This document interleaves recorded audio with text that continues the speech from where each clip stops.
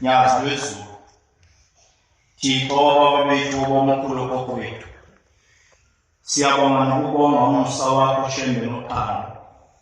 osigcine ngalo ngosuku bonke sivukile Shembe ngomusa wakho sivukela kule mini nayo uNkulunkulu sicela kuwe ngosibogcine wakho sigcine izolo nothando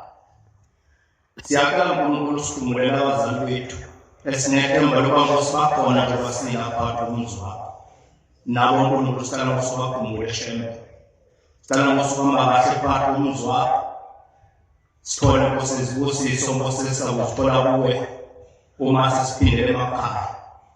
khumbula abantwana bakho Nkosi abasenkalweni zonke siyababona Shembe bengena usuku nosuku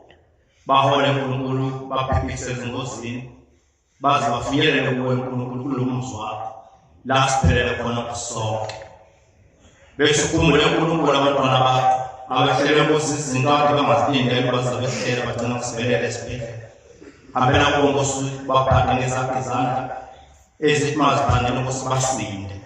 bese khumbula abantwana bethu Shembe wasibabona wathi Nkosi abafunde